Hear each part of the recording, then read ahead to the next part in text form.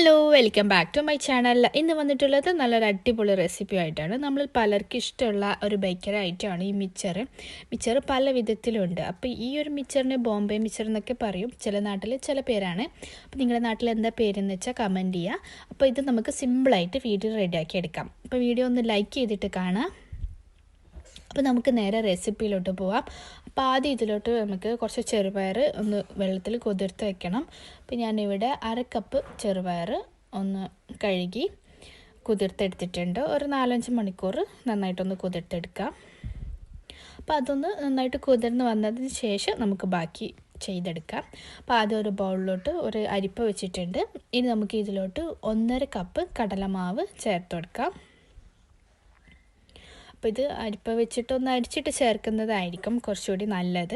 അപ്പോൾ ഈ അതേ അരിപ്പയിലോട്ട് തന്നെ നമുക്ക് ഒരു 1/2 കപ്പ് അരിപ്പൊടി കൂടി ചേർത്ത് കൊടുക്കാം. എന്നിട്ട് നമുക്കിത് നന്നായിട്ടൊന്ന് അരിച്ച് ബൗളിലോട്ട് മാറ്റി കൊടുക്കാം. അപ്പോൾ അങ്ങനെ ഇത് മുഴുവനായിട്ട് അരിച്ചെടുത്തിട്ടുണ്ട്. ഇനി ഒരു 1/2 കപ്പ് മഞ്ഞൾപ്പൊടി ചേർത്ത് കൊടുക്കാം. മിച്ചർ ഒരു മഞ്ഞ കളറിലാണല്ലോ ഉള്ളത്. പിന്നെ ആവശ്യത്തിന് ഉപ്പും ഒരു 1/4 ടീസ്പൂണോളം ഉപ്പ് ചേർത്ത് കൊടുക്കാം. എന്നിട്ട് പിന്നെ ഇത് നന്നായിട്ടൊന്ന് കൈവച്ച് മിക്സ് ചെയ്ത ശേഷം 2-3 ടേബിൾ സ്പൂൺ ഓയിൽ ചേർത്ത് കൊടുക്കാം. ഓയിൽ ചേർത്ത് കൊടുത്തിട്ട് വീണ്ടും നമുക്ക് കൈവച്ച് നന്നായിട്ടൊന്ന് മിക്സാക്കി കൊടുക്കാം. എല്ലാ വശവും ഒന്ന് നന്നായിട്ട് മിക്സ് ചെയ്ത ശേഷം നമുക്ക് സാധാ വെള്ളം ഒഴിച്ചിട്ട് ഇത് നന്നായിട്ടൊന്ന് കുഴച്ചെടുക്കാം. നല്ല സോഫ്റ്റ് ആയിട്ട് തന്നെ കുഴച്ചെടുക്കാം. അപ്പോൾ നമ്മളിത് സേവനായിലിട്ടിട്ടാണ് ചെയ്തെടുക്കുന്നത്. അപ്പോൾ ഹാർഡാകുമ്പോൾ അത് നമുക്ക് കറക്കിയെടുക്കാൻ കുറച്ച് റിസ്ക് ആയിരിക്കും. അപ്പോൾ നല്ല സോഫ്റ്റായിട്ട് കുഴക്കുകയാണെങ്കിൽ നമുക്ക് സിമ്പിളായിട്ട് ചെയ്തെടുക്കാം. അപ്പോൾ ഈ സേവനായിൻ്റെ ചുറ്റിലും ഓയിലൊക്കെ സ്പ്രെഡ് ചെയ്ത് കൊടുത്തിട്ടുണ്ട്. ചെറിയ ചെറിയ ഓട്ടയുള്ള ചില്ലാണ് വെച്ച് കൊടുത്തിട്ടുള്ളത്. എന്നിട്ട് നമുക്ക് ഈ മാവ് ഇതിലോട്ട് നിറച്ച് കൊടുക്കാം. എന്നിട്ട് ഇതുപോലെ ഓയിൽ ചുറ്റിച്ച് ഫ്രൈ ചെയ്തെടുക്കാം. അപ്പോൾ ഇത് നന്നായിട്ട് ഫ്രൈ ആയിട്ട് വരുമ്പോൾ ആ ബബിൾസൊക്കെ ഒന്ന് പോയി കിട്ടും. ആ സമയത്ത് നമുക്കിത് ജസ്റ്റ് ഒന്ന് തിരിച്ചിട്ടിട്ട് എടുത്ത് കോരി വെക്കാം. അപ്പോൾ ഇത് എന്താ പറയുക, കുക്കായിട്ട് പിന്നെ കളർ മാറിപ്പോവാതെ ശ്രദ്ധിക്കുക. ഒരു ലോ ടു മീഡിയം ഫ്ലെയിമിലിട്ടിട്ട് നന്നായിട്ട് കുക്ക് ചെയ്തെടുക്കാം. നല്ല സിമ്പിളാണ്. മാവ് സോഫ്റ്റ് ആണെങ്കിൽ നമുക്ക് നല്ല സിമ്പിളായിട്ട് ചെയ്തെടുക്കാൻ പറ്റും.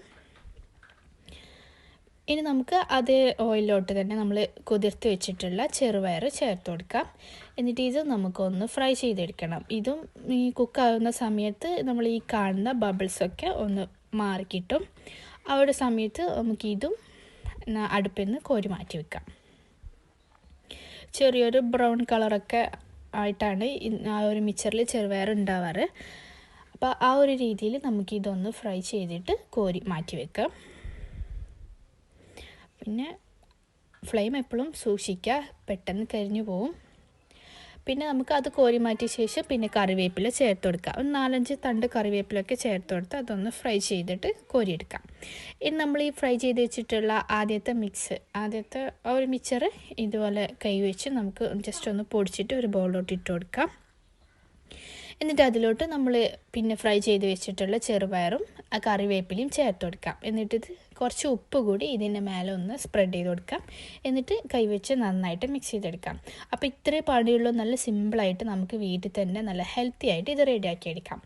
അപ്പം ഇതുവരെ ട്രൈ ചെയ്യാത്തവരുണ്ടെങ്കിൽ ഒന്ന് ട്രൈ ചെയ്ത് നോക്കുക. എന്നിട്ട് നിങ്ങളുടെ അഭിപ്രായം അറിയിക്കുക.